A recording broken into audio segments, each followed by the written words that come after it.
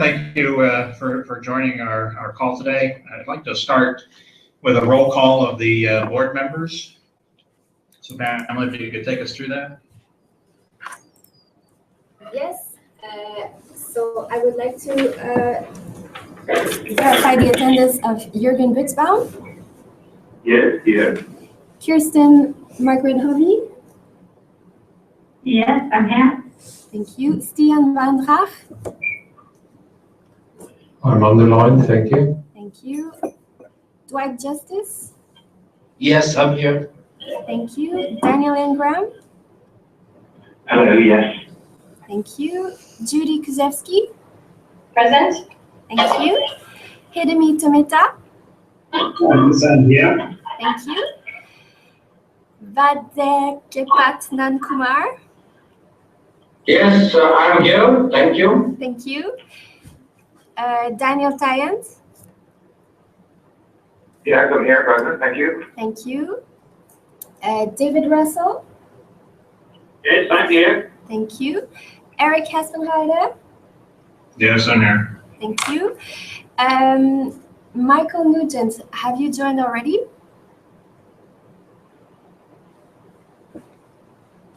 Okay, so just as I mentioned, we will have two other members joining in a bit later in the call. So that would be Robin Mark Edme and Michael Nugent will join the discussion at a later stage. Thank you. And I'm sorry, we have apologies from who? From Sulema Fioli and from Simeon Chan. Okay, well, so that should be sufficient for us to have a quorum for this call. So thank you very much. So as we can see from the agenda, this will be the welcome and the objectives for the call. One of the things that we want to stress for the board members is, of course, the importance of giving us early feedback with regard to the documentations, as well as what we're looking for on today's call on the two particular topics, one in particular, but also as it relates to both of them, is we need the general format and the content of the documents, reaching an early approval, if you will, recognizing, as we've said from the get-go, that final approval of all of these transition from guidelines to standards will be subject to a final approval at the end of our process. But it's critically important for us to continue to make progress in a timely fashion for us to signal to the Secretariat those items that are raised today that require, formatting and the templating of how we're going to approach a series of these standards. So it's critically important that we signal a strong consensus as to the direction we want to take, and we'll get into more detail later in today's meeting. But it's very important that we come to some conclusion, or at least as strong a conclusion or consensus that we can, so that we can define the direction for these templates in particular, since there's a lot of work to be done in order for us to meet our timeline. The board members will have received via email recently a revised project timeline.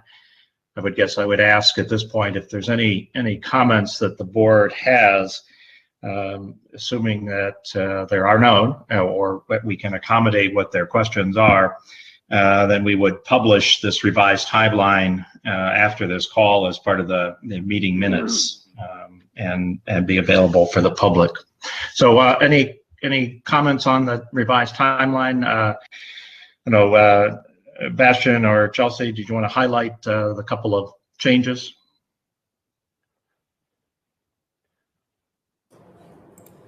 This is Bastian. Yeah, I think we should highlight two changes here. One is that the sequence of the decisions that we're looking at for the first calls now in this year, the calls coming up until March, we have looked at that again, and we're sequencing these decisions out a bit differently to what we have set out in earlier versions of that document. The logic is still the same. It is scheduled in a way that we end up with a set for public comment to be approved, final approval that is, by you at the April meeting. And the second element that we wanted to highlight is that on the 21st of April, we had a call scheduled due to the sequence of meetings and coming out of the in-person meeting in particular in April.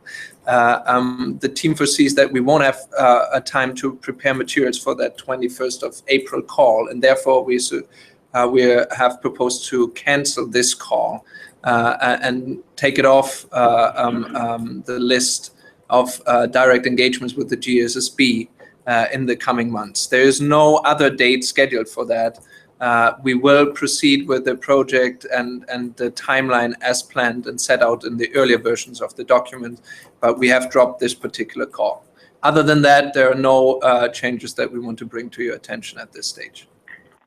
Okay, thank you, Bastian. Any questions from the board? No, that's fine. Okay.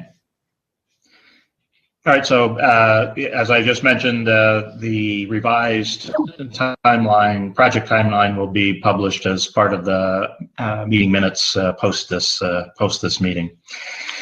Okay, so the other two items that we have in terms of documentation, and then we have some additional business at the end that we'll talk about.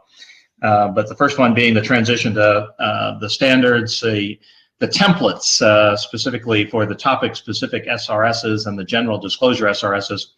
This is the one I was mentioning earlier that we really need to signal a strong approval for or strong consensus for in order for us to can have the Secretariat continue to work, keeping in mind that, again, this is a template for how the series of SRSs that fall within this will be constructed. So very important that hopefully today we will get to that strong consensus so that we can ask the team to continue to put out the rest of the standards according to that template.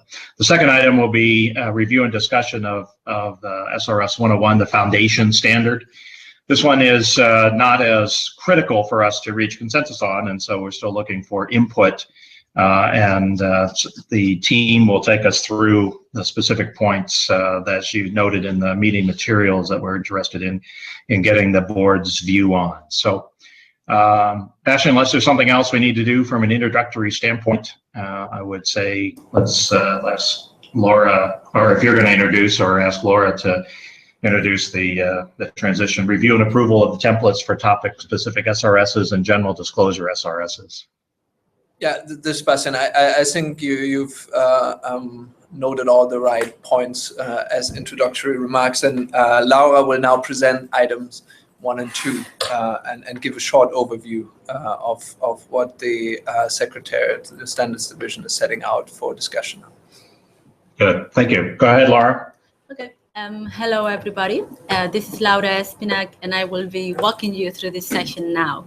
So we're looking at items 1 and 2, and they are 2 templates, one for the standards about topics, and the other one will be for the standard that will contain the general disclosures from G4.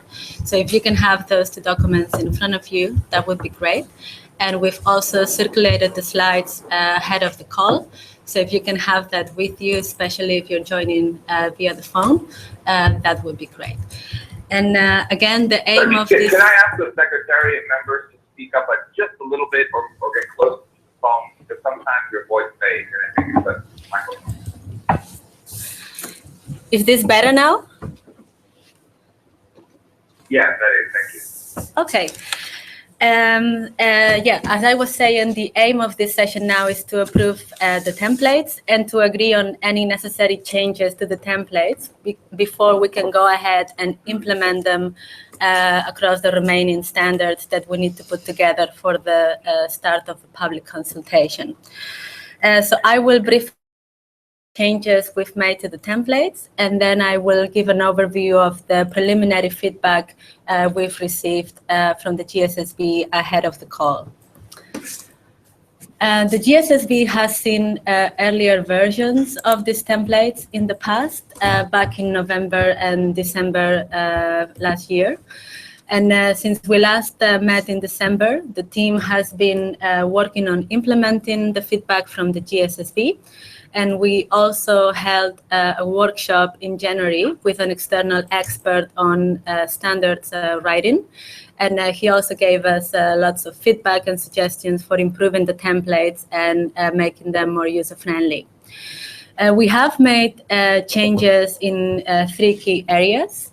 We have revised the structure. We have clarified what is required, something that the GSSB highlighted as very important in the last call, and we've also revised the numbering systems. In terms of the structure, we now have a clear separation between introductory text and the standard content itself. So the templates now have an introduction section up front with background and boilerplate type of information, such as what are the sustainability reporting standards, the scope of the standard, information on the effective date, and so on. And then we have the standard content itself, and the number of sections there, that depends on the type of standard. For the topic-specific standards, we have the first section on the management approach, and then we have several sections, one for each of the issues or indicators covered within that topic. And then for the general disclosures, we have the different subsections that are used in G4. And both templates also have a last section with references. In terms of clarifying what is required, we've made a number of changes there. All disclosure requirements are now introduced by a shall statement, so that it is clear that these disclosures are required to be reported. And we've also placed disclosure requirements within boxes to give them more visibility. We also have now a clearer distinction between requirements, recommendations, and guidance. We have now sections on methodology, and those include required methodologies using shall and recommended methodologies using should. And everything that's an explanation, background context, possibilities, statements of facts, that is now grouped under guidance sections. In terms of the numbering, we have implemented the system for numbering the SRSs suggested by the GSSB in the December call. And that is a system using a numbering series.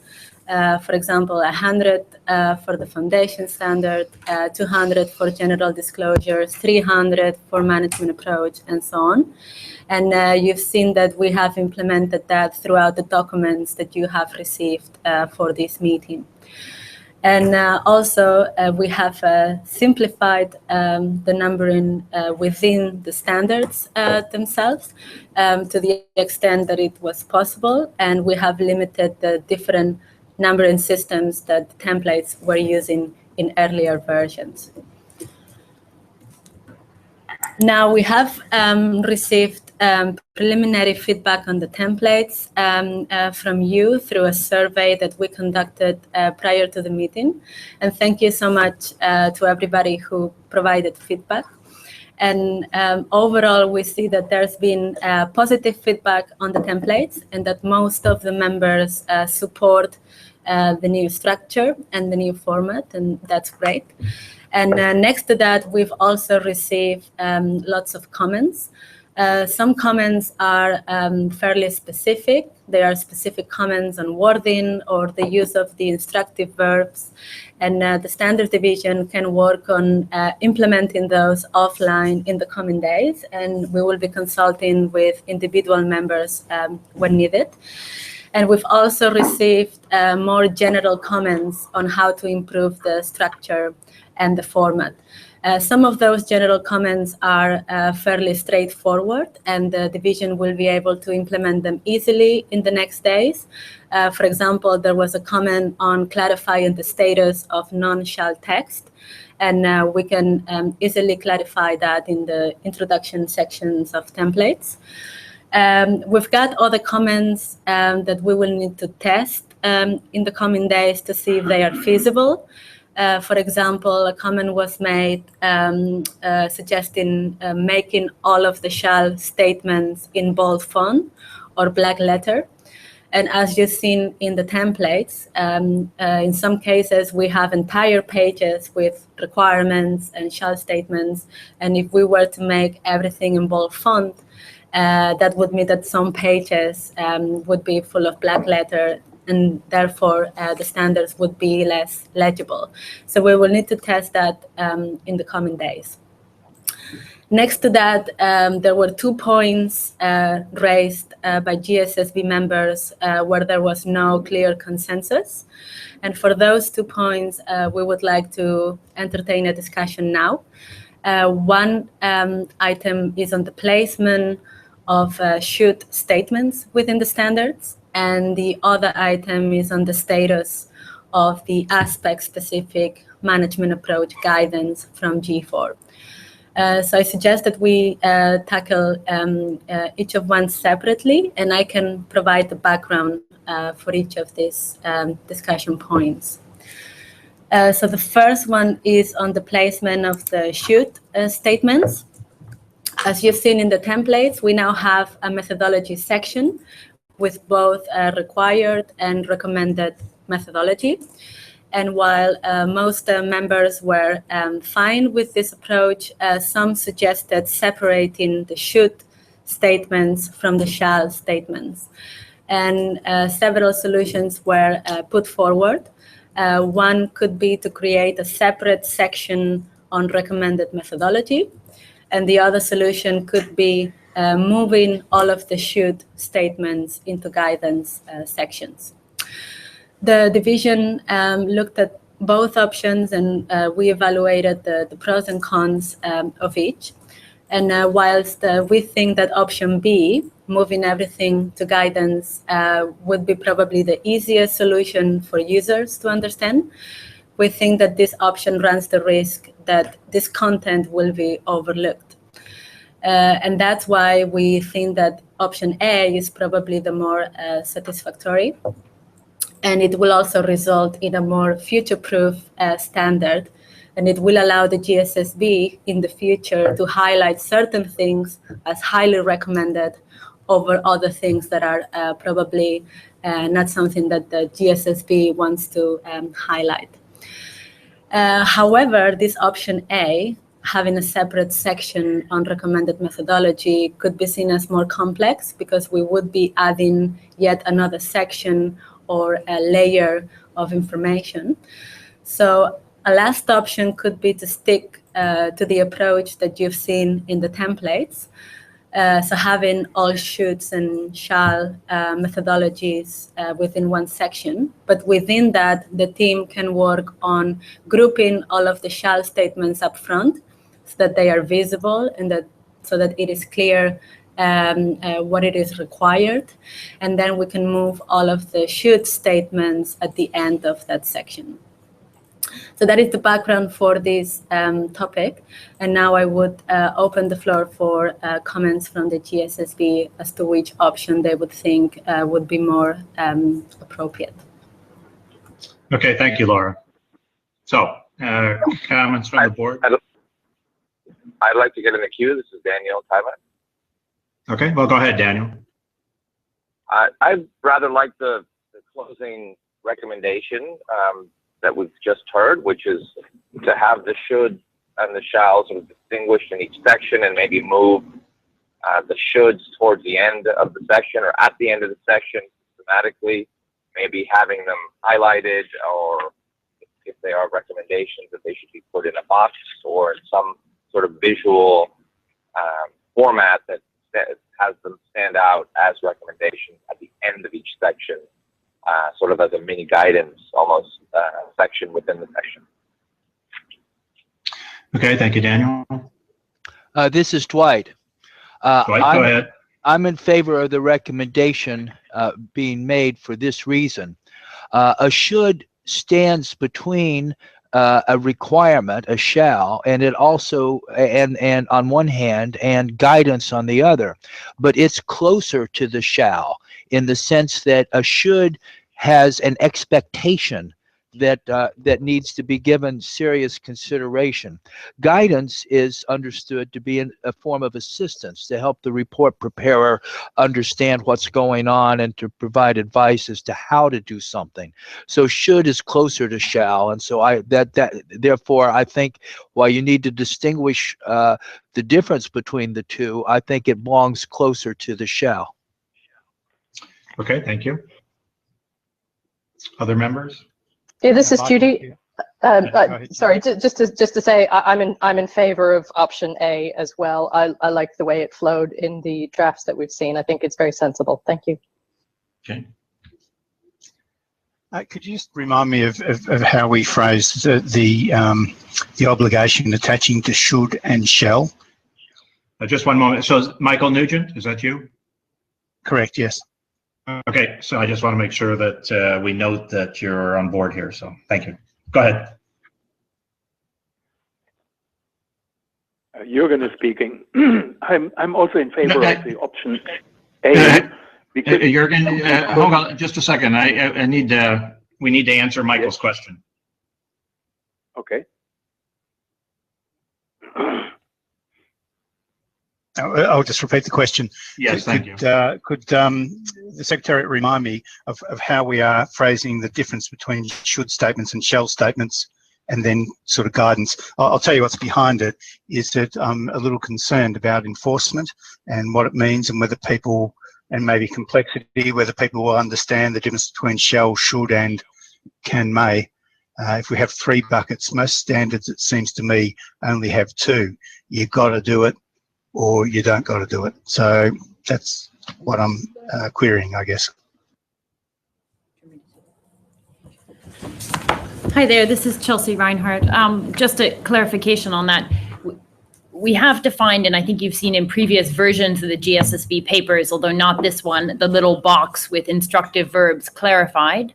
Shall is defined as a requirement, so that would be mandatory. Should is a recommendation, and in the standard setting world, there are varying opinions about whether that is closer to mandatory or guidance, but it is not mandatory, is the important distinction.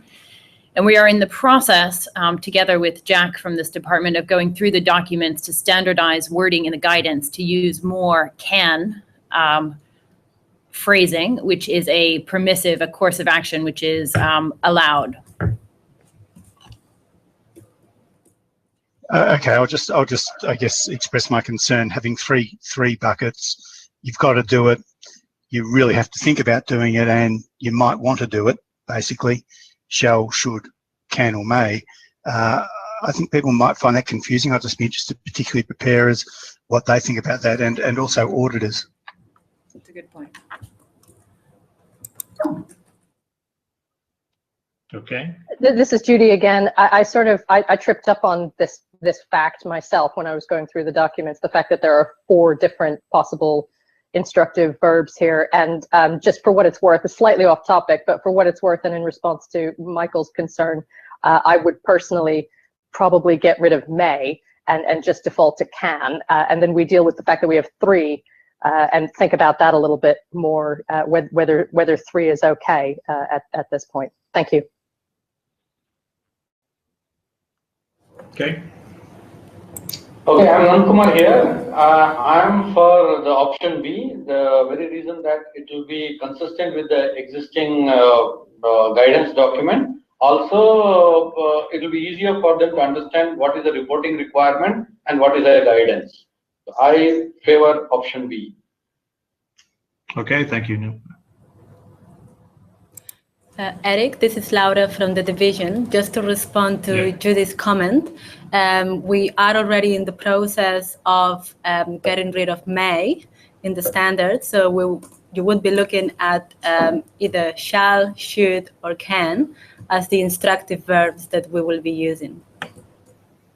So just so this is Eric, just to be clear, I mean, the purpose of having should, in other words, and not making it binary, you shall or you could or can or whatever the 2 would be.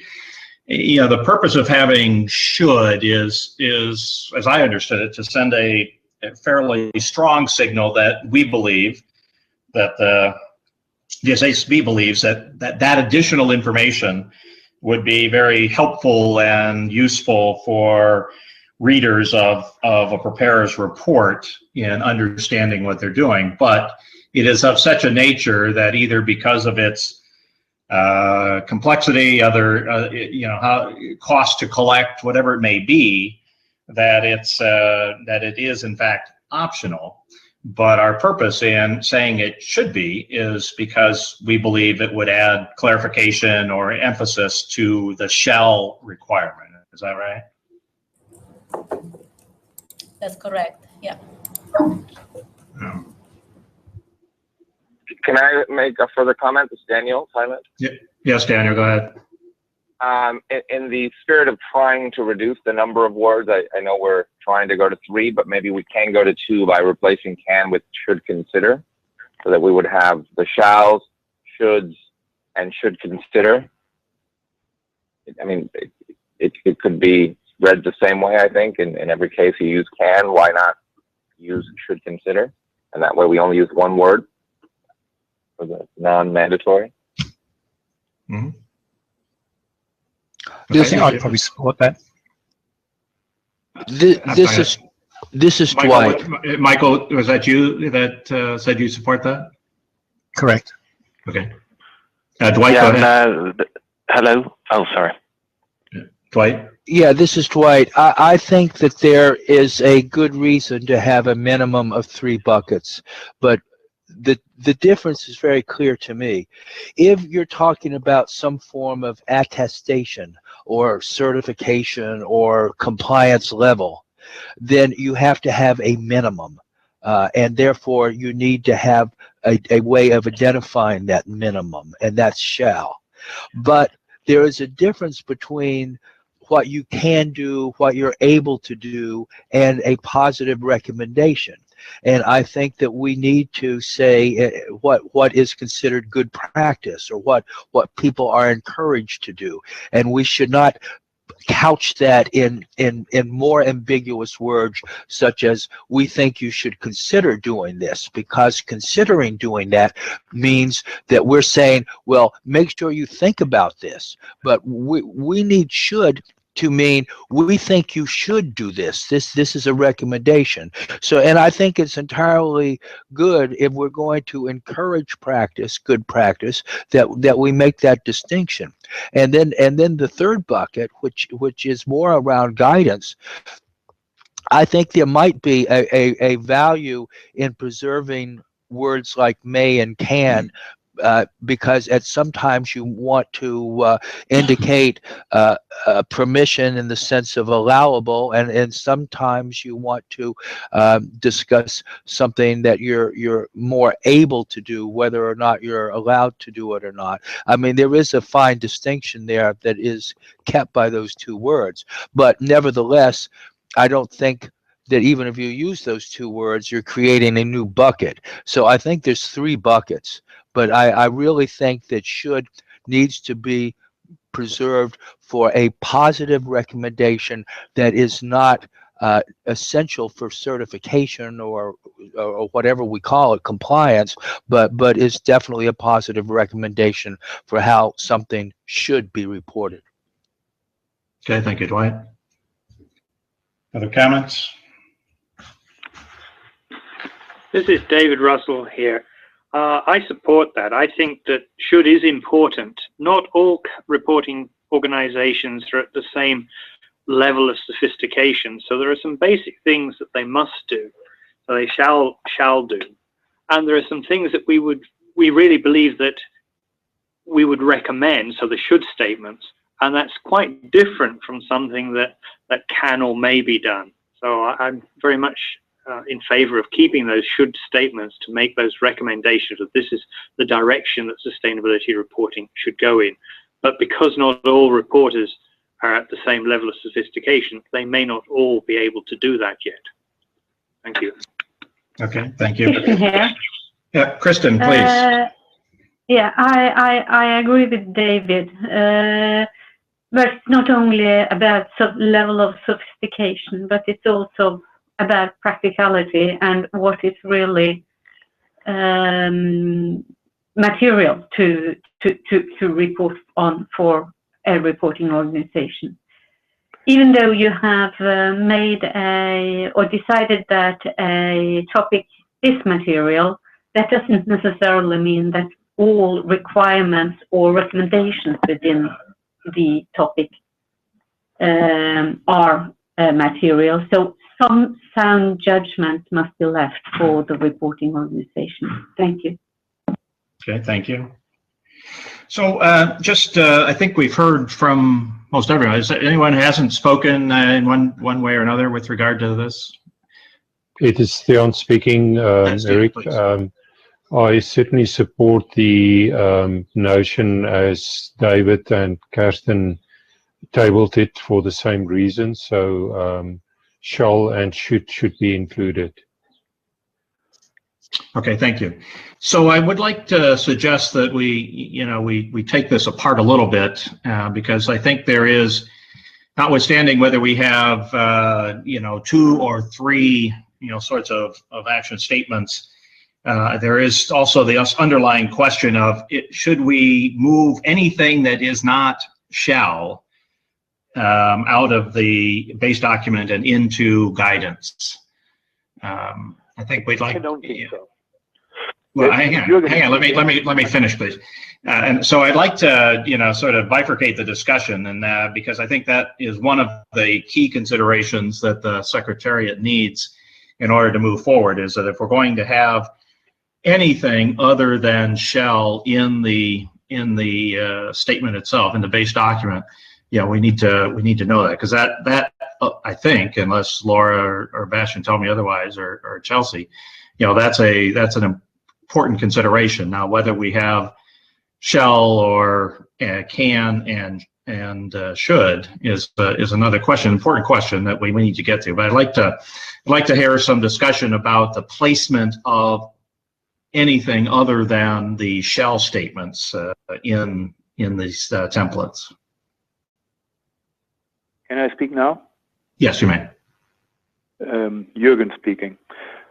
I'm in favor of the option A suggested by the Secretariat, because if we put everything which is should into the guidance section, I see the risk that this is overlooked and not seen as very important. Whilst I'm of the opinion that the instructive word should is still important. We recommend to do something, and I don't want this to be overlooked. So I'm in favor clearly of the option A. Okay, fair. Thank you. Other comments on this question? Eric, this is Judy. Yes. So I'm also in favor of maintaining the connection between the shall and the should. And it's occurred to me that, up until throughout GRI's history, up until now, we've had this principle that we refer to as comply or explain.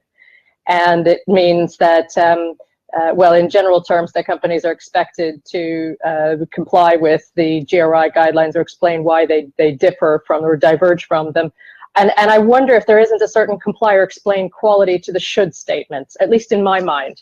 There's a kind of should implies to me that this is good practice, this is recommended, and actually I'd want to know why a company isn't reporting according to the should statements in the cases that they aren't. Not to say that there's never any legitimate reason for not doing so, but it's the kind of statement that I think ought to be explained. So I just put that out there as a sort of explanation of my thinking about it. Okay, thank you. Hi, I'm Nankumar here. Yes. If the should requirement is a part of the reporting, then it should be together. And if the should requirement is part of the recommendation or as a guidance, then it should be in the separate section. This is my opinion. So you're in favor of separating it, and putting anything that is not shall into guidance. Is that, just to be clear? Yes. Okay, thank you. Thank you. Michael?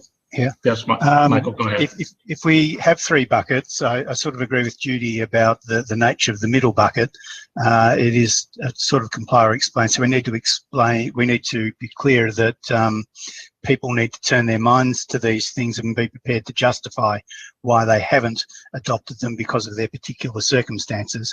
So that's on one side. In terms of presentation, I just wonder whether we'll get a little bit formulaic if we've got three buckets and we separate the document into three buckets, whether that would force an unnatural flow on the document, you know, whether in plain language you'd want to say things in sequence and you won't be able to because you have to put them into the three different parts of the document. So that's my query with that.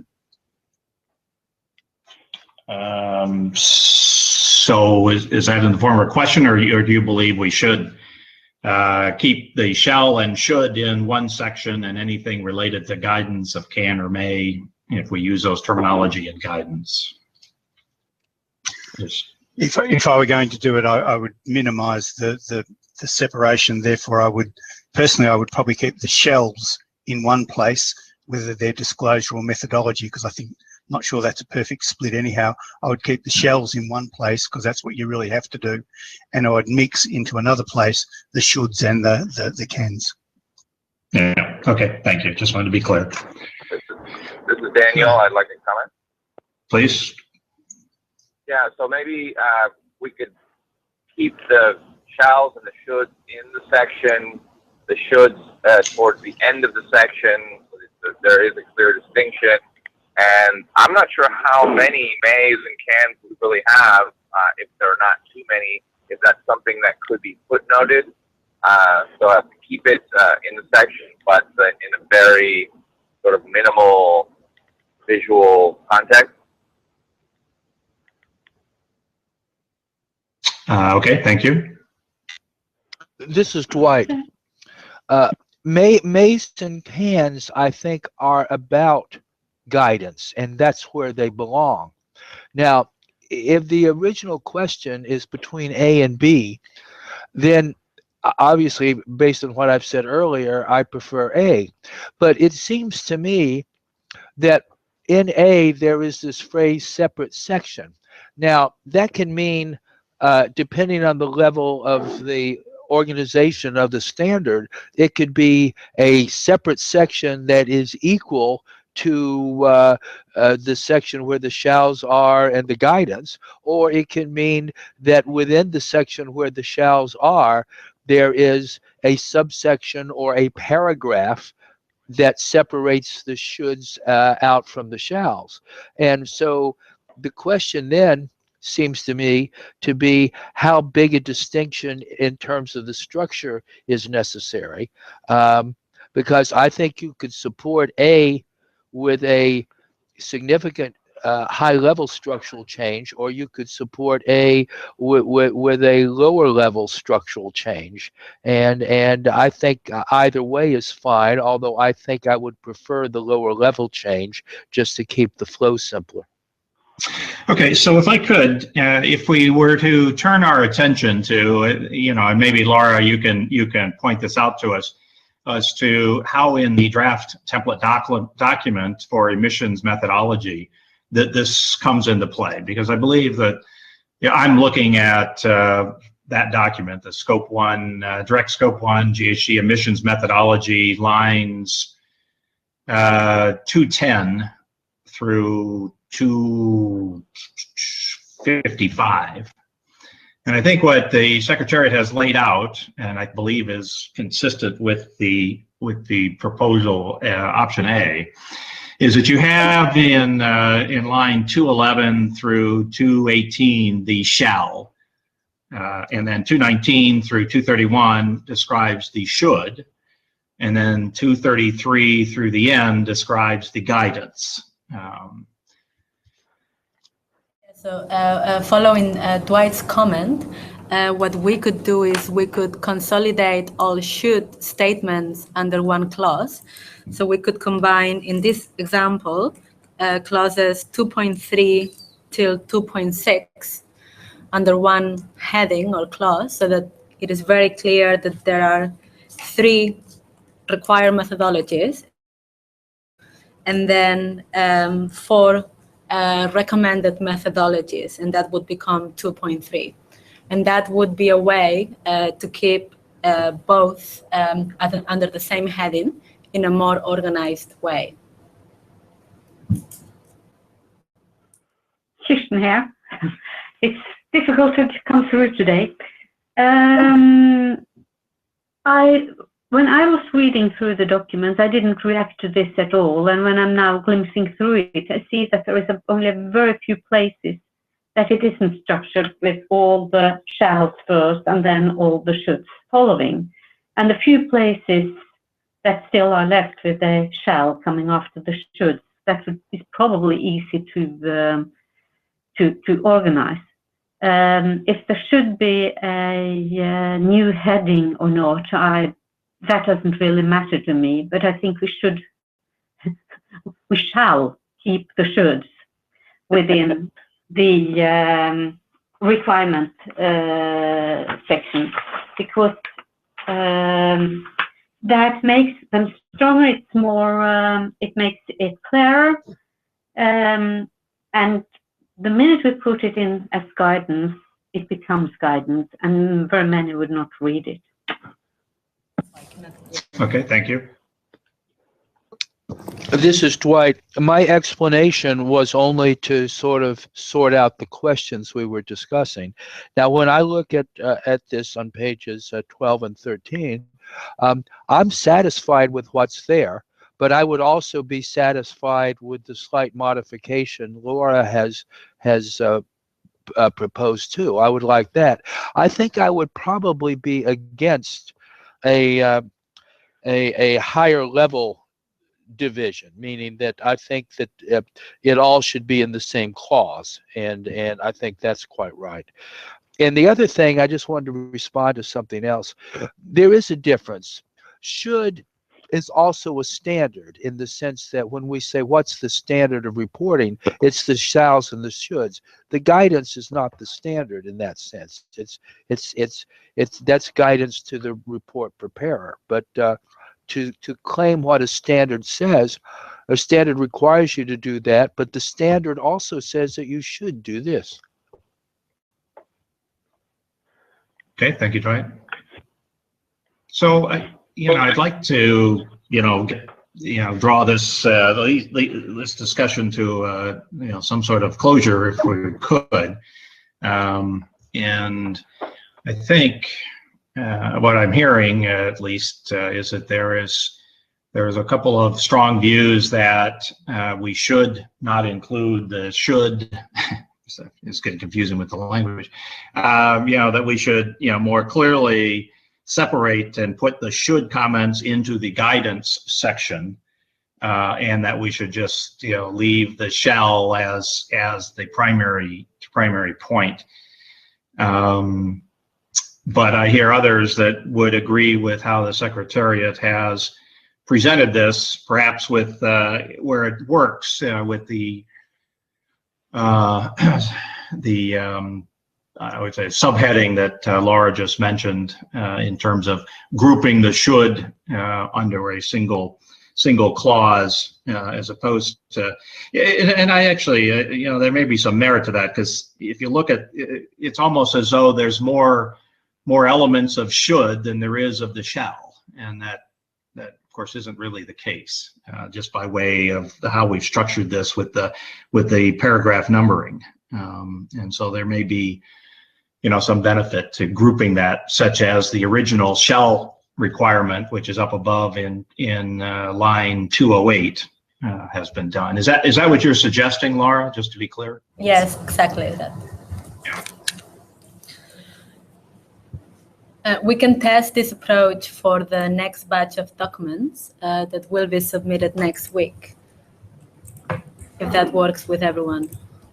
Yeah, I would suggest we do that, and I think there is at least a majority, if not a full consensus, obviously, that what is presented, and then with this modification that we can look at for our call for next week, that would be helpful. So, any other comment on this particular question? Just a quick one. This is Judy. Yes.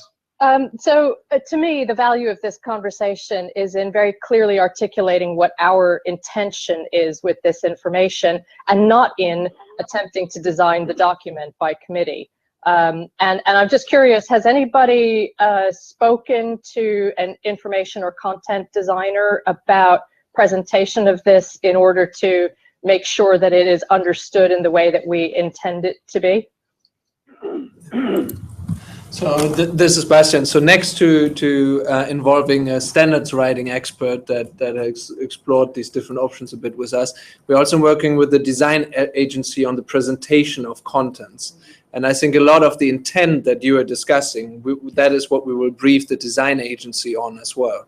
One of the questions they had immediately was when they looked at the text and the technical detail, how we distinguish between the things that we really want to highlight to the reader and other things. And I think with the discussion we had today, we can provide a briefing into that specific project that will then at a later point come back to you also in form of design mock-ups of the different standards.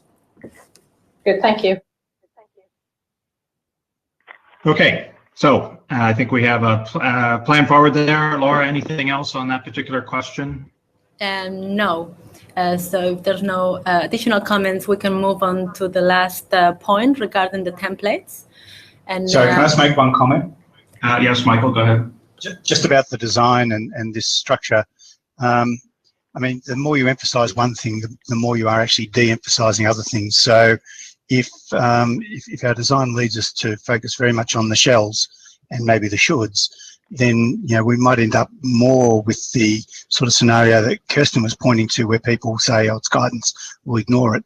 So I'd just be concerned about that, about emphasising too much through design the bits we want them to look at, because it does have the opposite effect on the other bits. Okay, good, thank you. Okay, Laura, go ahead. Okay, thank you. The last point we want to discuss regarding the templates is the status of the aspect-specific management approach guidance from G4. In the templates you've received, the division had recommended making all of this content guidance within the standards. And whilst most members that responded to the preliminary survey were in favor of this approach, some members suggested alternative solutions for this content. One member suggested making this content a requirement using shall. There was another suggestion to make this content should, a recommendation. And then a last comment was made on assessing this content on a case-by-case basis, and basically deciding on a case-by-case basis whether this content should be a shall, a requirement, a should, a recommendation, or can guidance. Now the division again considered all of these options, and we went through the pros and cons, and we would still like to recommend making all of this content guidance, and that is for several reasons. Firstly, this content, the management approach guidance, is highly inconsistent across topics. Not all topics have this guidance, but also for those topics that have this guidance, it is highly inconsistent in terms of the length and also the quality. For some topics, this guidance can be just one sentence or one paragraph, but for other topics, it can be up to a full page of guidance. And also in terms of the quality, some of this content could be considered outdated. A lot of it is a carryover from G3. So we would be hesitant making some of this content a requirement. But also the division, we don't feel that we have the necessary in-house expertise to take decisions on the status of this content.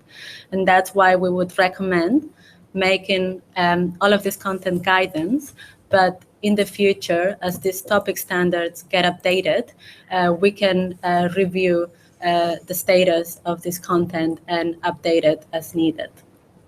So basically, that would be the proposal from the division on this matter.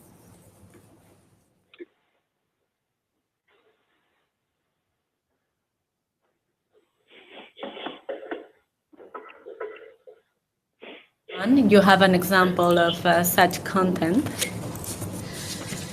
and that would be on page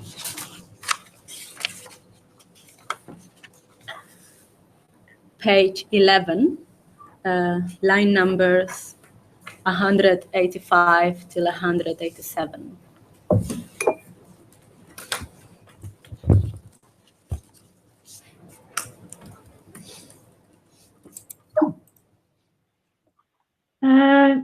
Hi, Kirsten here. I recommend that it should still be guidance, and there is one challenge there. It says that this SRS in line 192, this SRS therefore must be used together with. There is something in the language there. It's the same in 179. To report their impacts for a specific topic must provide information on the management approach, and must and guidance doesn't go together. Thank you. So it should be rewritten. Thank you. We have noted that, and we will remove all must from guidance.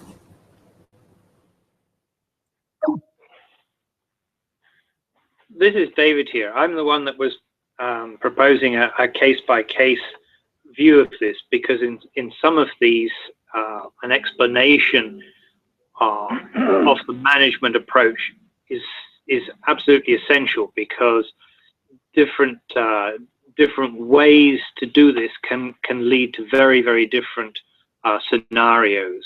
In this case in particular, this would be a good example, but I can quite understand that that's something that needs specific expertise and is not appropriate in the first round of these standards, and we should have an across-the-board view on this. But in the future, I would go for a case-by-case basis. Thank you.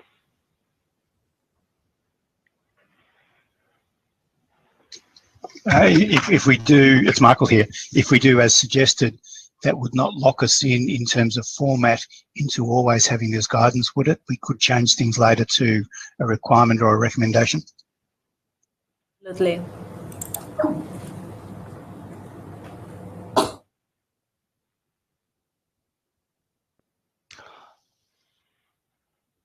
It's Dwight here. I think that, you know, of course, we've all decided that we wanted a generic framework for the DMA, but when we put it in a specific standard, disclosure standard, I think that some of it would be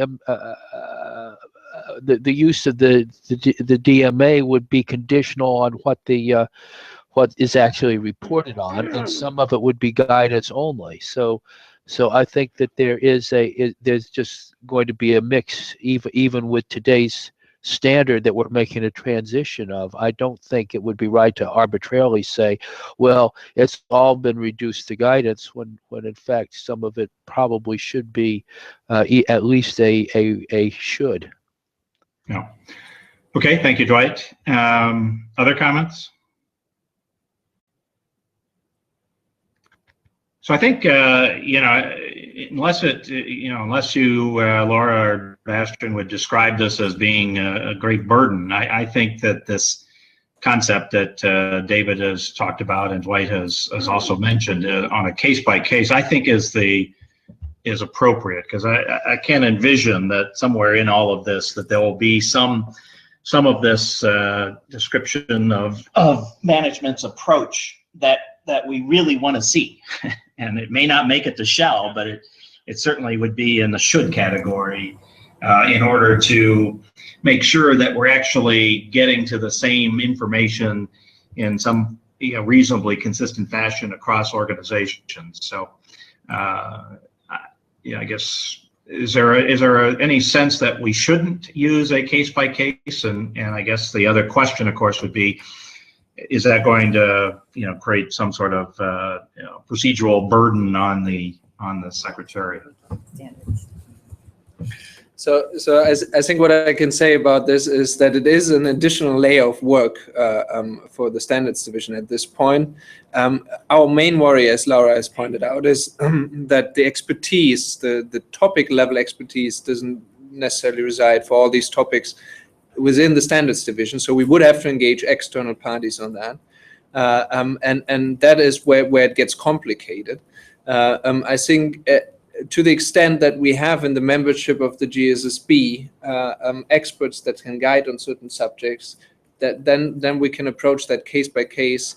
But overall, it is something that is going, I think, beyond what we can address as part of the transition to standards. We have been in a similar situation with G4. Back then, the decision was to move that into guidance for the reason that we couldn't quite divide between what is a recommendation and what is just guidance, and what should what is a shell in that instance. And I think I'm afraid we're still in the same situation. Once we open up the discussions on the topic level, once we've moved to the transition to standards, then with the experts around the table for the specific topic, this should be an easy discussion because we have the right framework there. We can set out whether there are actually clear requirements, things that they are expected. And I personally believe that going forward, we will see more of that because narrative reporting will become more important for some of the topics, but also to set out whether they recommend aspirational practice or something that they would like to see but can't require of all organizations, and the guidance. I think with experts around the table, that is definitely feasible. There is a limitation to what we can do. Let us take this back Well, Bastian, before we take it back, let me just, put forward a potential path, which is that we would, at this point say that this would all represent guidance as the baseline, to the extent that the Secretariat believes and recognize for themselves, as you're going through this, that some of these are more likely to be in the should or shall category, flag those. But then also rely on the board as we review these individual items as to saying, well, no, I don't agree that this is just guidance. This is so important that it is a should or a shall, and take it on an exception basis, as opposed to trying to, sort out each and every one of them on the front end, unless, of course, you have information either through the G4 process or others within the team that have some knowledge as to, this should actually be elevated to a should or a shall, and leave it as an exception basis, recognizing that, we'll get feedback, from the board itself, of course, but also through the public comment period, as to how others might feel about that default position. But I hear the argument with regard to the inconsistency and the level of information as it relates to these individual DMAs at the topic level. But having said that, I think there may well be some instances where either, as I say, the Secretary can flag them for us, or the board can flag as we go through each of the individual standards through the development phase. Yeah, this is Dwight. I think that if there is a in one of these DMAs from the existing standard, we're making the transition, and if there's an indicator or something like that triggers something, then I think we can make that part of the DMA within the standard shall under certain circumstances. But the thing is, the basis is it would be triggered by a specific thing in that standard, which would then require something to be said about in the DMA. And I agreed to take the default approach that Eric is proposing, and say that no, unless there's a reason. But I think at the same time, if we're taking that default approach, we need to recognize the possibility that something might already be a requirement in the existing standard, and it needs to, if there's a trigger basis, then that would require something in the DMA. I think we should feel comfortable in putting it there. Yeah. Yes, thank you, Dwight. I think that is a better articulation of what I was trying to get at. So, any other comments with regard to that in terms of an approach to addressing this question? Bastian, Laura, is this practical in terms of moving us forward? No, thank you for the guidance on how to proceed. And yes, that is practical, and we can come back to the GSSB with a proposal. Okay, thank you. Okay, anything else on the template? These were the 2 points we wanted to discuss with the GSSB today. So unless there are additional comments, we can move on to the next session, which is on the foundation standard. Okay, I just saw a message from Michael. It was just a point for consideration, that's all.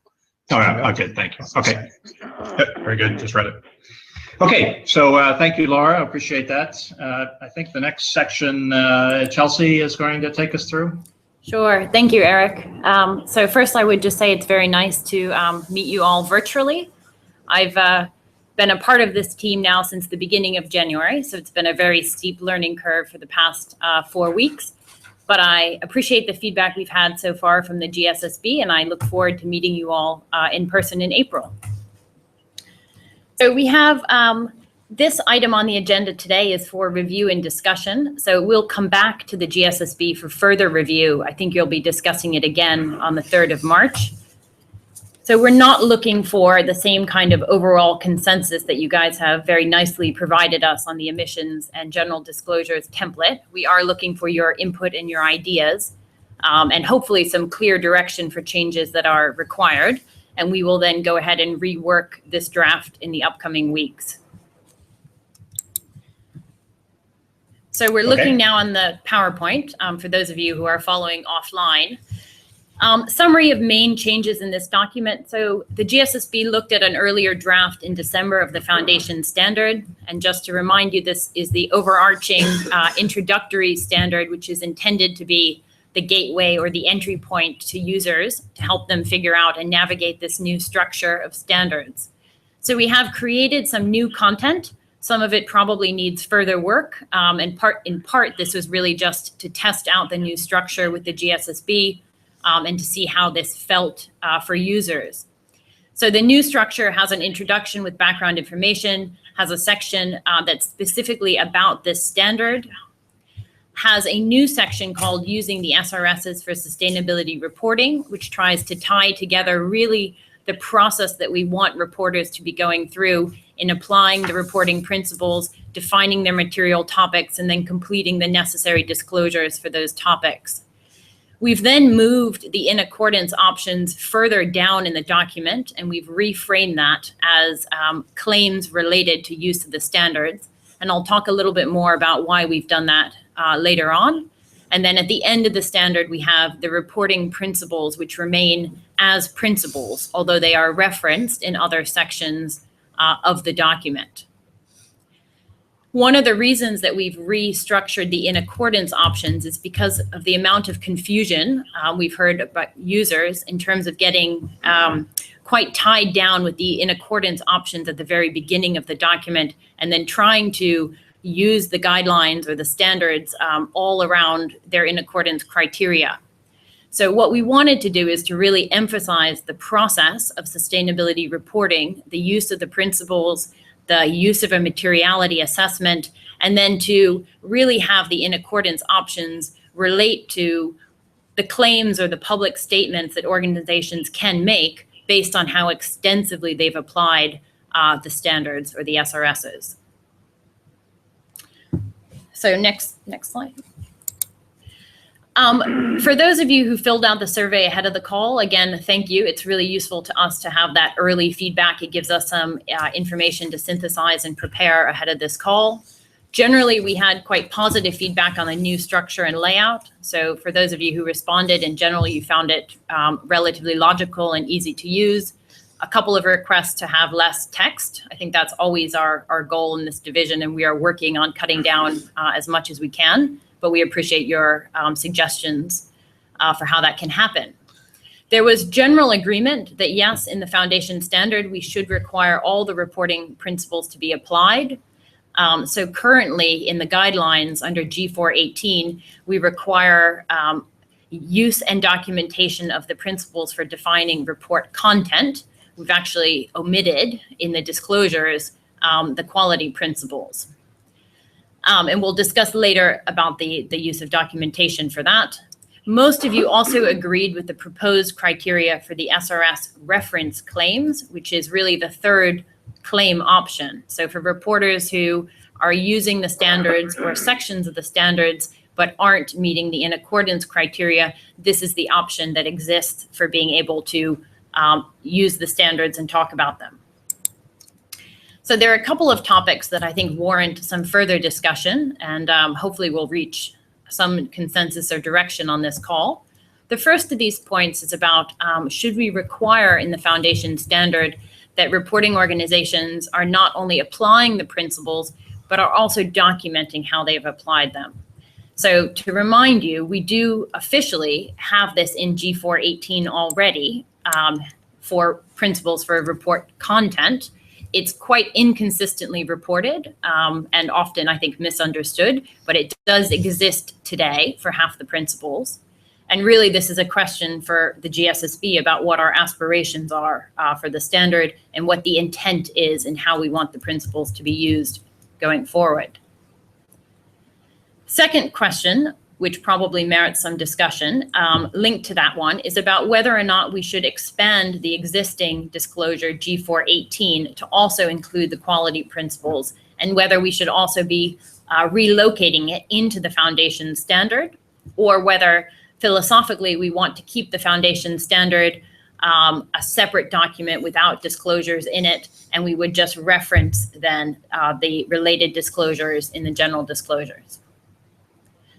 So Eric, I would propose we move on and discuss those 2 points, unless anyone else would like to also highlight another major area for discussion at this point. Okay, thank you. All right, let's just take them one at a time here. Okay, so on the reporting principles, the survey feedback we had from GSSB members beforehand, 5 of you said yes, that principles should be applied and documented, at least when using the SRSs for your sustainability report. So not necessarily if organizations are just excerpting one of the standards to report on a specific topic. 2 of you said no, with I think very valid rationale that actually it's quite difficult to prove or to verify the documentation. So following this train of thought, it should be enough to ask organizations to make a declaration, yes, I've used the principles, without requiring them to explain or be transparent about how they've applied the principles. So our initial perspective on this, and I'm sure there's some debate or disagreement as well here, is that we would like the SRSs to aim for best practice, and we would really like them to feature the reporting principles possibly even more prominently than they are in the existing G4 guidelines. So it is our current view that the principles and documenting how they're used should be included in the standard, even though we accept that it will be difficult to verify, and there probably will continue to be inconsistent levels of reporting. Any comments from the GSSB about that, or any strong opinions one way or another? Kirsten here. Yes, go ahead. I think it's fair to have a requirement to declare whether the principles have been used or not. But it's really difficult to report how they have been applied. This is very extensive. And I'm afraid that it could scare in particular new reporting organizations from using the GSS, the new standards. Thank you. This is Judy. Thank you. Yeah, go ahead, Judy. I mean, this to me, this is a question about that fundamentally goes back to the in accordance options issue, and my feeling, very strong feeling about this whole area is that I really think we ought to have a kind of separate conversation or working group tackling this. There's a number of layered issues that have just sort of been lying in wait for us to try to resolve over a number of years. To me, if you've got, yes, absolutely, reporters should be required to apply the reporting principles. The question to me comes down to a question of how you actually provide assurance as to a declaration of in accordance of one sort or another. I'm just going to use our old terminology here rather than claims and whatnot.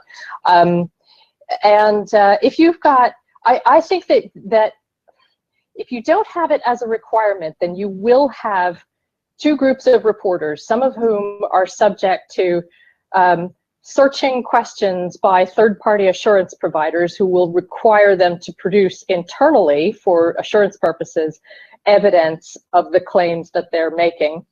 And then another group of reporters who simply don't have to do it and are very likely not to, in my opinion, to actually apply the principles as they are intended. There's a great potential for some of these very complex issues to simply fall through the gaps.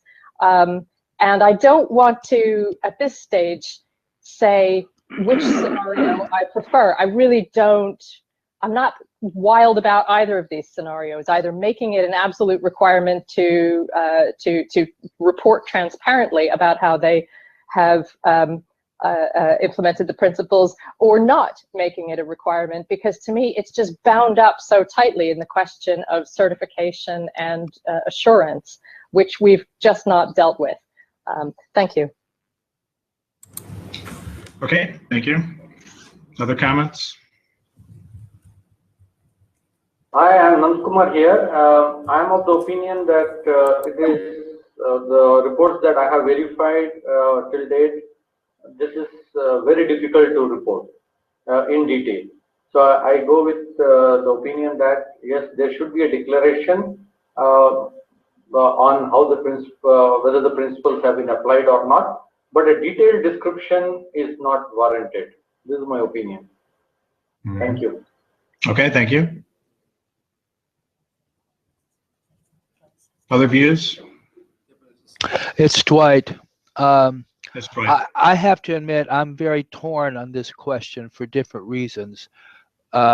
One is that if the GRI is to apply to a wide range of organizations with different capacities, so some of these questions are really, they are difficult to verify, and the kind of evidence that you would have to produce would vary in quality as well. And in the absence of a larger discussion, I don't think we could necessarily agree to what would constitute that. And if you didn't have to document it, then I think the claims would quickly cease to be as truthful as they might. But if you did document it, some of this might be too complicated to document, in the sense that how do you prove that you took into account things in order to make sure something was comparable, for instance? I think it raises a lot of questions, and I'm not sure how far we should go with this at this point in making this transition. I think everybody has to agree to the principles, but I'm not sure how far beyond that we can go without having a discussion on some other issues, including assurance. So I guess I'm agreeing with Judy in some of this. Okay, thank you. Others? Kirsten here. Okay, go ahead. Yeah, I really like the tests that are being included throughout the document. And so you have the checklist that the organizations should use, and that's really useful guidance. And there can be a self-declaration. Yes, we have gone through the checklist, we have used the reporting principles, or we have not used this or that reporting principles for this and this reason. But not going any further than that. Thank you. So I'm not sure I understood your comment. Is that the approach would be that it's a declaration that, yes, I followed the principles, and so it's almost this, comply or I did not, and at that point you explain what you didn't do that is described in one of the reporting principles. Is that what you're getting at?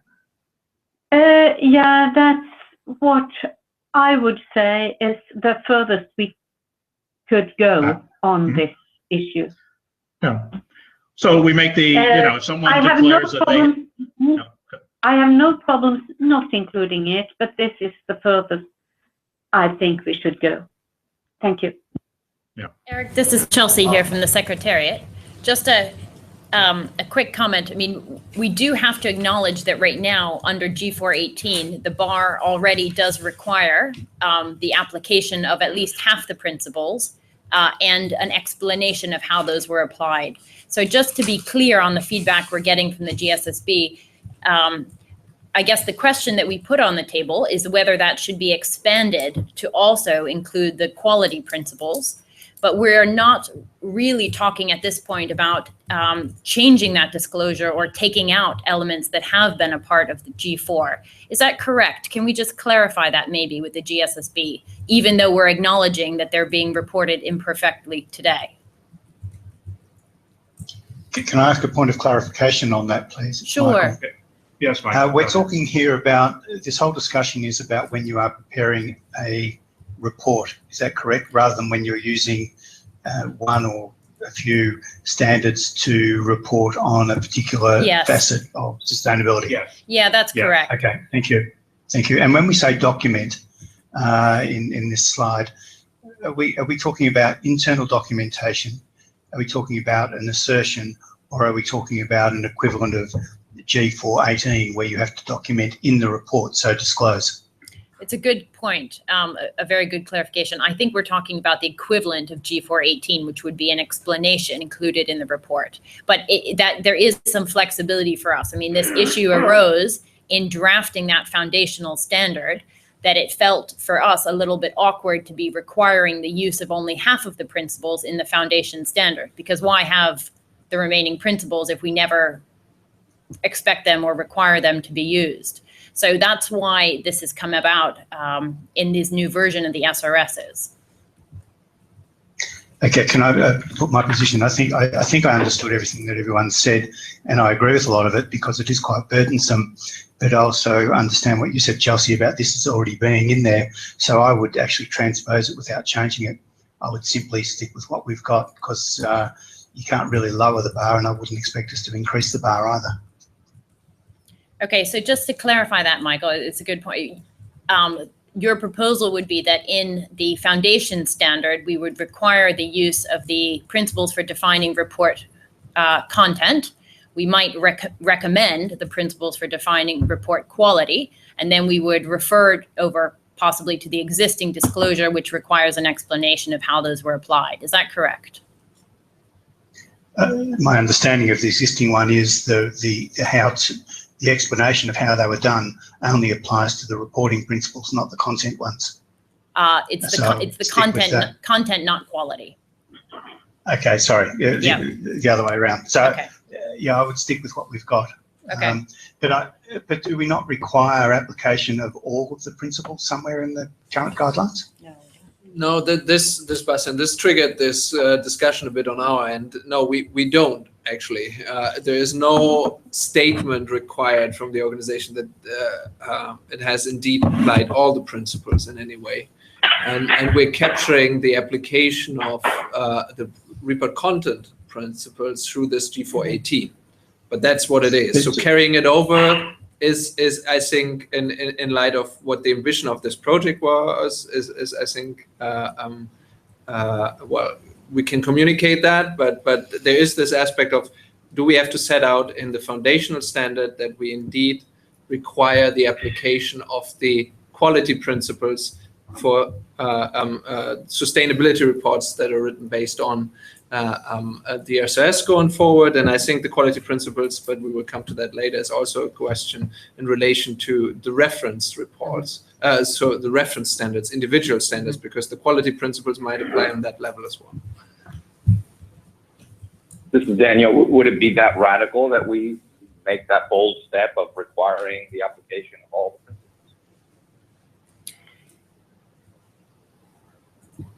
Well, this is Chelsea here. It is possible that we could, in the foundation standard, we can keep the existing text as we have it in the document that the GSSB was sent, which does require, there's a shall statement that the reporting principles be applied, but we could, all of them, but we could require documentation of only the report content principles and the explanation of how those were applied in line with the current requirement. That might be one compromise option. I mean, yeah. Hi, I'm Nankumar here. Why don't we move all the principles as guidance, and we can suggest that any report needs to give due regard to the content principle and the quality principle and provide the guidance, rather than making it a mandatory requirement for reporting on how this has been applied. So it is very difficult, especially for the new reportees, to disclose on how they have individually applied this principle, the content or the quality. So, and part of the content principle, like the materiality and the stakeholder engagement, is already covered as a standard disclosure. That's my view. Thank you. Okay, other comments? So this would appear to be one of these circumstances where, you know, we're sort of in a box of just saying we're pure to carrying over, you know, G4 to the new structure of standards, and yet we have this, what could argue to be a fairly glaring omission around the quality principle, and you know, some sense that we should fix that. And then the secondary question, of course, is around the requirement for evidence, if you will. Eric, could I just come in on that? Go ahead, Michael. I was just looking at G4, and G4 does require all the principles, I think.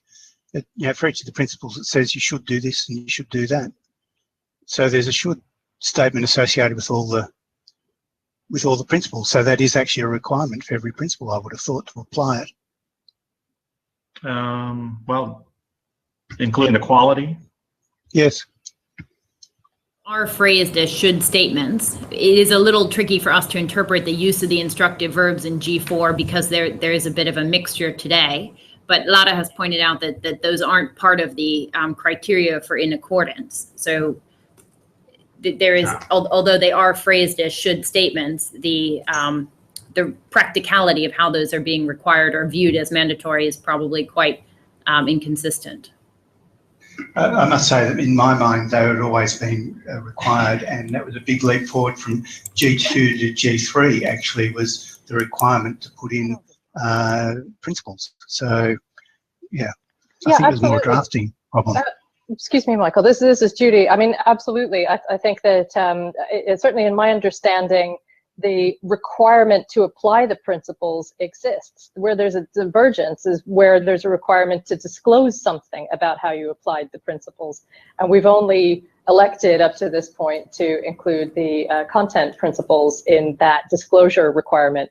And so we're in a little bit of a funny kind of position with respect to this as we transition it into standards, because there is, to my mind, definitely a requirement to do something, but it doesn't necessarily carry disclosure requirements with it. At least not, public disclosure requirements. Okay. So, Chelsea, any or Bastian, any suggestions on moving forward? I recognize that this was for additional discussion. Do you have what you? I mean, it sounds like the emerging consensus we get is that taking this opportunity in redrafting the standards, we should be quite clear that it is a requirement to apply the principles, and we have the opportunity now to feature that. What will need further thought, and maybe it sounds from this group like maybe the right approach in terms of requiring an explanation is to keep that limited to the principles for defining report content as it exists today in G418. So you will have a little bit of a dichotomy that officially all of the principles are required, but an explanation of that covers only part of the principles. But in doing that, I think we haven't changed the bar. So we haven't gone against our promise of not adjusting the content, but we have been more explicit about the need to actually apply and be using these principles. And Bastian, adding to this, I think when we redraft now the foundational standard, we will have a look at where we need to explicitly highlight that the principles are indeed required. Because while I agree with the GSSB members that have been on board for a long time, also as part of the TSC, that there was always the intent to have them as a requirement, I think in the actual reports and also in the G4 reports that we've looked at in the past 2 years, it is oftentimes not quite clear to the reader of the guidelines that they are indeed required in any case. And one of the issues, and we're tackling that now with the new structure, was that the lead-in was the in accordance that did not spell out this requirement. But since we're reshuffling the contents now, as you have seen, I think that gives us the opportunity to highlight that in the right places and send a very clear signal that they are indeed required. Okay. So does that sound like an okay compromise? Anything else that anyone from the GSSB would add into those proposed next steps? This is Judy again. I mean, I'll probably be overruled on this, but I would just kind of like to put out the suggestion that we really consider hard whether we want to simply transfer over a set of in accordance requirements from G4, slightly redesigned for the purposes of the standards, when we know that they don't really work, when we know that there are problems with application, when we know that there are lots of questions about them, without taking the opportunity now to do a more significant overhaul in order to really ensure that we're encouraging the kind of things that we want to see more of. My concern is that if we just say, well, for the sake of not diverging too much from G4, that we just sort of transfer over what we have, will really irritate people if in not too long time from now we actually do take the step of addressing in accordance more deeply and then make a change that's more fundamental. I think people, users of the guidelines are, or standards rather, are equally irritated by chopping and changing as they are by poorly designed standards. And so I would like to put it out there that maybe we should think about whether that's actually what we want to do at this point. Thank you. All right, thank you. I'd like to second that. This is Daniel. I think that is correct, and I would also support rethinking this issue, and my sense is to ratchet this a little bit upwards and level the playing field on the shall, the application of all of the principles. And I think that's a reasonable transition if we are moving to standards. This is Dwight. I more or less agree with the idea. I think we've all discussed the importance of not letting people think we were doing a G5 in all of this, but I don't consider the question of attestation or certification as being in that same kind of category as with respect to transition of standards. And I think we know that the application level thing is broken, and everybody knows that, I think. So, Bastian, you have any comment before I comment? I think my comment to also given the history of the application levels and in accordance discussion with the former TSC,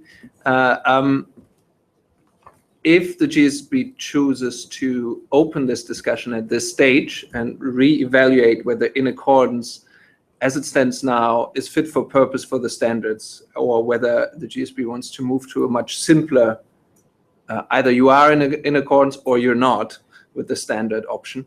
I think that is something we can consider. There is a time frame implication, and also we need to look at the meetings that we've scheduled out and when to take that up. What I would like to highlight, though, is that I think from experience we can tell that delegating this type of discussion to a group of experts in form of a working group is almost it is problematic. That is one, but it is bound to fail. We tried hard in G4. The vested interests of different groups and the diverging opinions that you see even within the GSSB on that matter, they're impossible to manage. I think this really pertains to the application of the standard going forward. And that seems to be an issue that needs to be settled by the GSSB, as there is no expert knowledge other than the application of the standard needed for that question. And it is also about the ambition that you set out as a standard setter. I think what is living up to the standard, what is in accordance with the standard. So that I would like to make at this point. So I think, so there are two things that were driving our timing. So, as many of you know, I also agree that this needs to be addressed. I'm just not convinced that now is the time to do it for two reasons. One, of course, is the initial principle of not making content changes to the guidelines and just in our transition to a series of standards. But also, importantly, this time factor is that this is not a trivial question. So it's a question of resource allocation to some extent.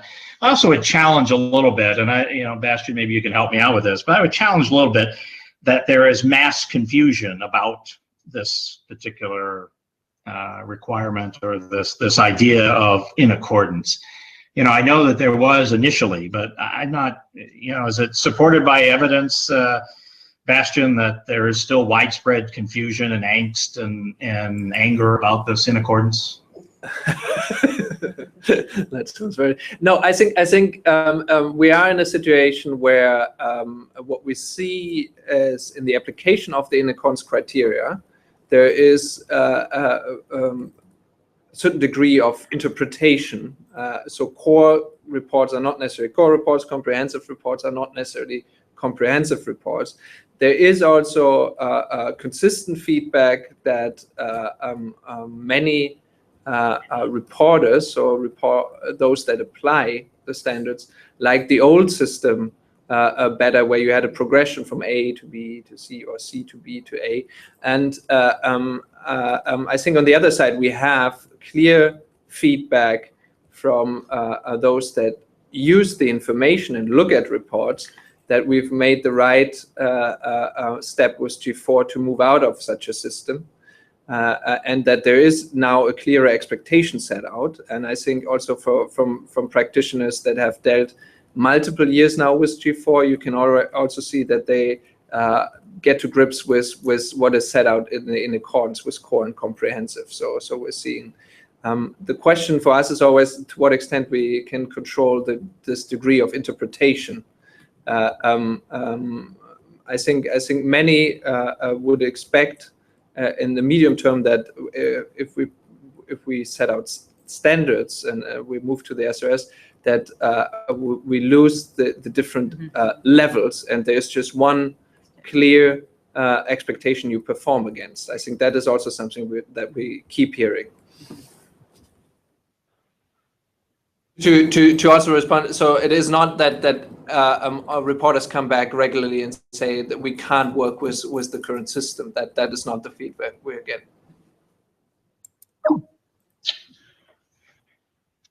Okay. So I guess it leaves us with, where do we want to go with this in terms of, pausing with regard to this SRS and take up this question of, is there anything other than in accordance, meaning, you've applied everything we said that you should apply, and eliminate this idea of core.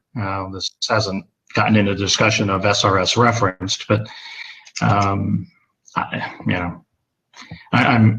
somewhat hesitant, as you can tell, to open it up and say, okay, let's go address, whether we want to have maybe it's very simple. Maybe everybody's in agreement that there's only, you either do or you don't. If you're preparing a standalone sustainability report in using the GRI sustainability reporting standards, you either apply them as we have in their totality or you don't. And if you do, then you can say I'm in accordance, and if I don't, then you can't make that claim.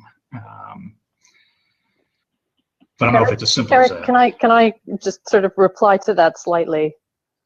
This Sure. is Judy. Yeah, so I mean, to me, it's not really a question of core versus comprehensive being extremely confusing or anything like that. To me, it's simply that, as Bastian and the standards team have noted, we very often have reports which make a certain declaration as to their level of application, and in reality don't describe what they've done, quite specifically with respect to the principles, but very often with indicators as well. So they say we're a core reporter or a comprehensive reporter, and that means that we have to have done X, Y, and Z, and here's our evidence that we've done X and part of Z. And they just simply leave out information that's actually required by this framework. And we have no means of ensuring that that doesn't happen. We can't then say, oh, right, well, because it is a self-declaration at the end of the day. And if a company wants to make that claim, they can make that claim, and there's nothing to stop them doing it. You might think, instead of sort of focusing on core versus comprehensive, should we only have one in accordance declaration or anything like that? Maybe we should think instead, if a company is getting third-party assurance that specifically addresses the in accordance requirements, all of the in accordance requirements that are claimed, then perhaps they don't have to actually provide in the report the documentary evidence of how they've done things like, taken up the principles. If they're not going for third-party assurance, or their assurance does not specifically cover those claims, then they do have to report it. Maybe there's some kind of split like that. But this is why I think this is kind of a wider question, and we have to just explicate what the problem is a little bit more clearly in order to come up with some options.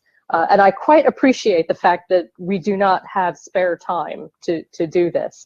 And it's really just a question of, is this a big enough problem with the G4 guidelines as they exist to merit a real good bit of focus now? Thank you. All right, thank you. And that's what I was trying to get at, because I personally don't see it as a big stumbling block or issue, but that's just my perspective. So, Eric, this is Bastian. Maybe it is now, given the timeline in which we are operating with this project, also the right moment to ask the individual GSSB members whether they feel that we should look at this in more detail or not, because this would inevitably need to some planning here at the standards division. We would have to focus on this important piece then. But it is maybe good to take stock now and take a decision, because if I believe. Let me just modify that, since we are missing two of our members. I would suggest that we solicit via email the views of the individual board members on this question, and review the results on our call next week.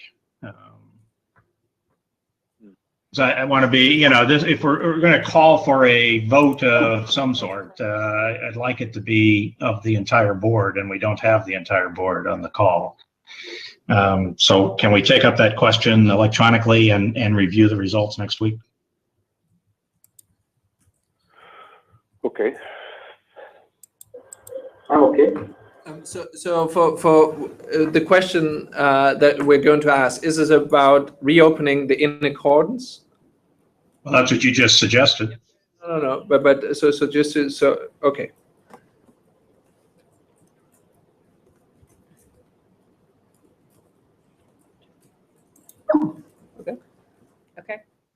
Okay. Right. So with that small diversion off the slides, I would suggest we just work through this. Just two more slides really to cover, and I think then we'll be able to look at that feedback offline ahead of the call next week, as Eric suggested. So the next topic for discussion is about the location of G418. So if we are generally in agreement that the foundation standard should set out the requirement for reporters to be applying all of the principles, leaving the issue of explanation or documentation separate, the question then becomes, does it make sense to bring G418, which requires the explanation of how the organization has implemented the content principles, does it make sense to then have that disclosure located in the foundation standard with the requirement that pertains to it? So feedback that we had, early feedback, I've just selected a few quotes, was evenly divided. So some of you felt that it is a good idea to really keep the foundation standard high level, purely instructional. And others of you felt that actually it is quite logical to locate these disclosures in the foundation standard. So this is just we can play around with the structure and layout offline, but I would just see if we had any further comments or instructions based on the earlier discussion we had. Okay, comments from the board? It's Michael here.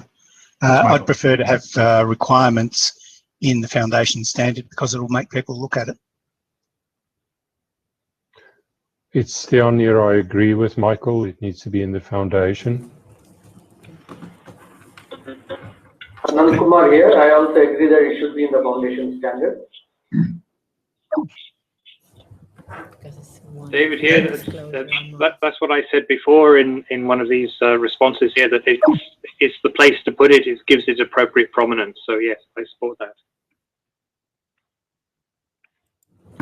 Okay. Anybody who doesn't agree? Well, this is Judy. I'm certainly willing to be swayed on this question. I had sort of imagined the foundation standard as being the kind of, this is how the GRI standards work standard. And therefore, I sort of thought it would be cleaner and a bit sort of friendlier to keep it free of disclosure requirements. But look, yeah, I mean, I think giving it more prominence and making sure people look at it is a very fine objective, and therefore I won't make a big deal out of it. Okay, thank you. Any other comments on this? Actually, just on Judy's point, whether the foundation standard could be broken up into bits or not in different standards, I wouldn't be averse to that particularly. Some of it is purely background. Sorry, I don't have a strong view on it. Okay, thank you.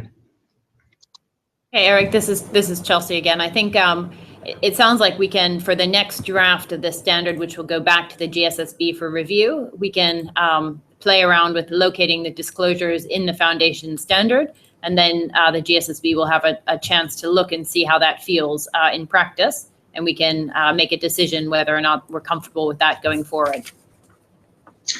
Okay, thank you. Next. I think we'll skip the next one.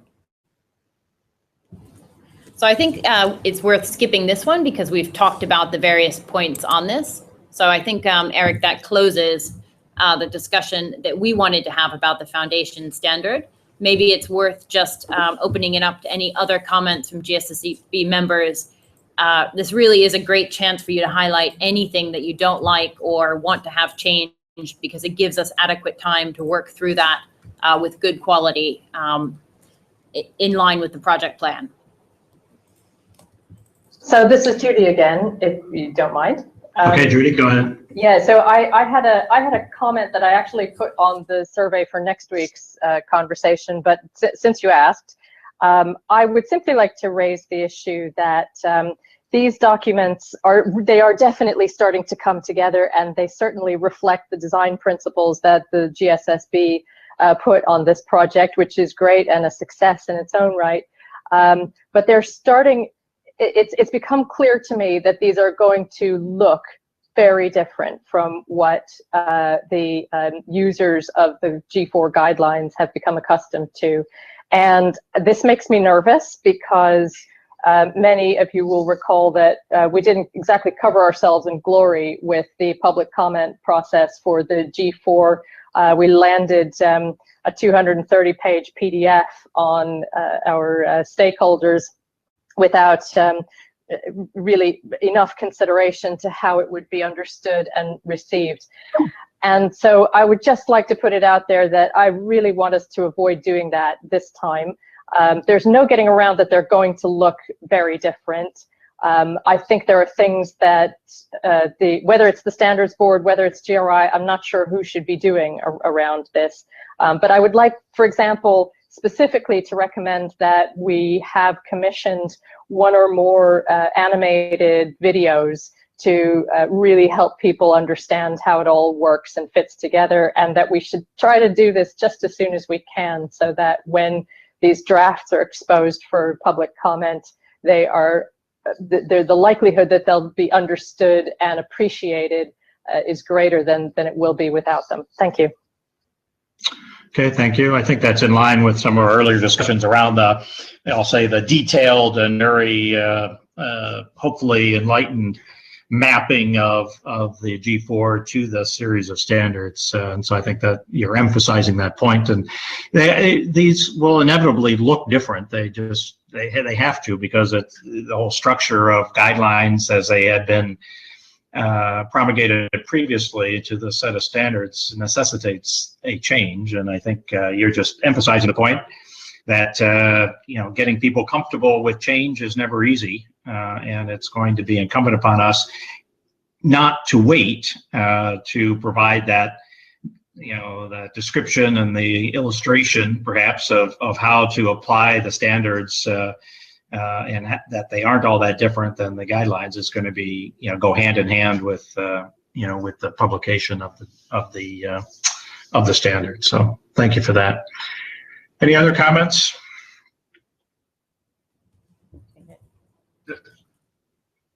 Okay. Well, I would like to thank the board for their active participation today. We have a couple other items that we want to take up on our last agenda topic. So I think I would ask Bastian, you want to give us some additional details having to do with the ad hoc technical committee that we've discussed before on worker and employee terminology. So we have an update to that technical committee and its composition, and also a description of a new process for getting meeting minutes drafted and approved. And also a final reminder, I think we've talked about it previously, but we have another call on February 11th at the same time. So Bastian, why don't we start with the ad hoc technical committee? Yes, so for the ad hoc technical committee on the employee worker terminology, we had shared with you earlier on that we have started this project. And as you know, we have invited the ILO to nominate a technical expert to work with us. Dwight Justice from the GSSB has joined this ad hoc technical committee as well. Upon review of the scope of the project, and also with the technical expert from the ILO on board working with the team here, the ILO has approached us and proposed to nominate a representative of an employer representation organization as well, specifically the IOE. And they have recommended that in light of what we have also outlined in the project proposal, that there might be instances where changing terminology leads to changes in disclosure requirements, or could potentially lead to changes in disclosure requirements. And the ILO has made very clear that they would feel more comfortable going through that process and aligning the terminology if both employer and employee representation were also represented on this ad hoc technical committee. In light of that request, and also we hear from the Standards Division, we strongly believe that it is good to follow the guidance of the ILO to keep this process running. We are planning to extend an invitation to the IOE to invite an expert or nominate an expert for this process. And yeah, as Eric said, this is an update on this particular item. We want to bring this to your attention. Formally, in line with due process, you have the right to nominate and agree to the experts that the Standards Division is proposing for the technical committees. Okay, thank you, Bastian. This is Dwight. I would have certainly no objections to including the International Organization of Employers on the technical committee. I think it would be fine. Good, thank you, Dwight. Any other comment? Because I think, Bastian, in order for us to follow our due process, once we have the final names, if you will, of the ad hoc task force, I think the board needs to approve that committee. Exactly. So next week, when we have added, well, hopefully the expert from the IOE, we will put that back on the agenda and we can formally approve this. Okay, good. Thank you. Any other comments or questions from the members? No? Okay. Next item on the meeting minutes, Bastian. Yes, for the meeting minutes, we have here from the Standards Division taken stock on practice that we have so far around this. And we have flagged up internally that it will be critical going forward, in particular for the transition to standards, but also in general for those interested parties internally and externally to the standard setting processes, that we post minutes within just a couple of weeks after the actual meetings, which will require that we will now share with you summaries of the calls relatively shortly after the call. So what we are flagging up at this point in terms of process is that there is a second layer of documentation that we will ask you to approve. And we will share these documents with you, and we will take silent as consent. We will indicate a clear deadline with the idea that we can move these summaries also after that deadline in the public domain, so to document our processes also publicly. We believe that it is very important now that we have all the documents, the meeting documentation and the live stream and recording on the website, that we act at a level of documentation that it is clearly set out what are the actions agreed upon and the decisions taken. And we do appreciate that it is an additional layer of documentation, and we have discussed that at earlier stages. We wanted to flag up that this is kicking in now. So in the first instance, it will be of the summary or the notes of today's conversation, as well as the documentation of the past call and meeting, and that will come to you early next week. Okay, thank you. Any questions or comments from the board? No? Okay, thank you. I'd like to ask that that minutes. I agree with putting them out publicly beforehand earlier, but I'd like to ask that they remain to be draft until the next meeting of the board. That therefore there's a final opportunity at the next meeting of the board to change them. Okay, when you say meeting of the board, do you refer to the in-person meeting or or do we also consider the calls meetings where these things can be approved? The calls are meetings now, Bastian, so yeah. it would be calls. Okay. Thank you, Michael, for that clarification. Okay, any other business that the board would like to raise? If not, I would just, I'm sorry, go ahead. Was that? It's Theon speaking. I just want to say thank you to the Secretariat for their work. It's really a huge step up from what we've seen with the TAC. Well done to the whole team. Good. Well, thank you. So, reminder, we have our next call next Thursday, as was mentioned. And I also want to express my appreciation to the board members for your continued diligence and thoughtful review and discussion of these topics. It is going to come at us in a pretty rapid fire fashion, I think, as you've seen from the project plan. So I appreciate, and the team certainly appreciates, any and all early feedback on the documentation. I recognize that creates quite a burden on all of us, but it helps guide the discussion and focus the conversations that we have on these calls, which I think was proven out once again today. So thank you all, and appreciate your attendance, and look forward to our discussion next week. Thank you. Thank you. Thanks, Eric. Thanks all. Bye-bye. Thank you. Thanks. Goodbye, Bye. everyone. Thanks. Bye. Well done.